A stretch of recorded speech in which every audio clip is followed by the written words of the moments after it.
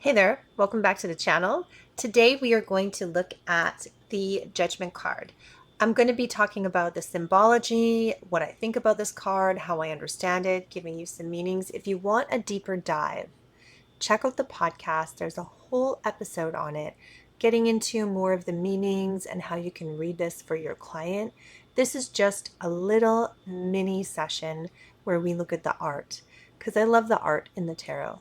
If you're new here, it's nice to meet you. I'm Jody Ann, card slinger extraordinaire here at the Witching Half Hour or so. All kinds of offerings are available for you on my website, including how to book a reading with me, show notes to all the podcast episodes, classes I teach, events I'm hosting. All the information's there at jodyanpsychicmedium.com.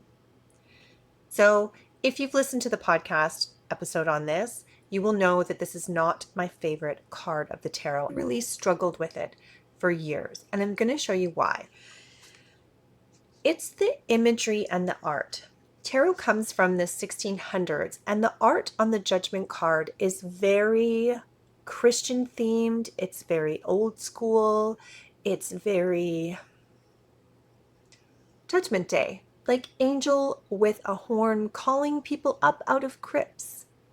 And so in this modern world, how do you even make that work? How do you relate that to your client? I could not relate to this card. So here we have the traditional Tarot de Marseille. This is one of the first intact decks that historians have. And this is the Golden Dawn Tarot. It's similar to the Rider Waite Smith deck. She was in the Golden Dawn, after all, when she penned that deck. So, old school decks. Symbology of an angel calling you forward. What I think is really interesting and what I'm seeing happen in modern independent tarot decks is the shift of this card to be more relatable to how we actually live in our modern day. And it's kind of becoming a more leveling up than a resurrection, right? One of the things that helped me get a better understanding of this deck is the imagery in the Book of Shadows tarot. This is a teaching tarot. I've talked about it before on this channel. It has 2 decks in it. It's really cool. So let me show you one of the cards from the Book of Shadows tarot.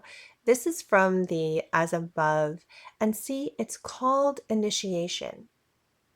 And we have someone reaching up to ancestors or guides or a god and goddess, however you want to think of that, and reaching out and reaching up for help. And when I saw this card, it was like a light bulb for me. It was like, this is what is trying to be conveyed to me by the old school artwork from the 1600s. A calling up, a leveling up. So I look at this card now as a leveling up of spirit helping, as something coming in to assist you and bring you to the next level, to that spiraling outward evolution. So let's look at a couple more modern decks with that idea. From the Tarot of the Wild Unknown, we have this bird ascending up over the canopy. So it has that lifting idea, that rising above. Everything below is black and dark, and the bird in the forefront is white like a dove. So still a lot of angelic imagery happening there, but it has less of a resurrection connotation and more of an open interpretation. The other one I think is really cool is from the So Below deck from the Book of Shadows as well. And this one is calling to spirit for help. So she is getting help. I don't know if she's in a grave or if this is an outside altar. I kind of looks like an ancestor altar outside her house, but just reaching out and reaching to something divine for help with a situation.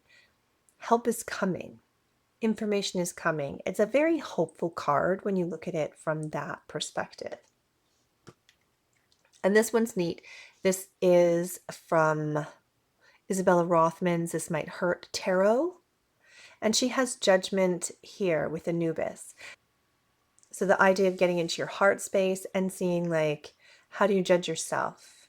Is your heart light enough to ascend? Can you get outside of your shell and outside of your ego and into your heart space? Because no matter what you're doing on earth, no matter what the circumstances, you will be judged. So really based in that Egyptian idea. So I always think it's exciting when we're studying tarot together to look at cards and look at how they're evolving.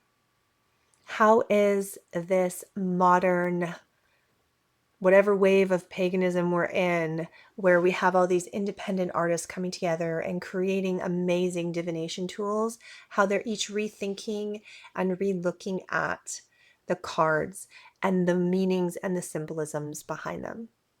So that's my little share on this. If you want a deeper dive about what it could mean in readings for your clients and my whole struggle with this card, it's in the podcast, which is on YouTube, Spotify, iTunes, where all your beautiful podcasts are found. Here's the logo, the witching half hour or so. I've been walking through the High Arcana card by card on that platform, and each and every card is also here on YouTube with a little lesson from me so that you can be a better tarot reader, you can expand as a psychic and learn. I hope you enjoyed this. If you got to this part of the video, you should just hit the subscribe because we're basically friends. I'll see you soon. Okay,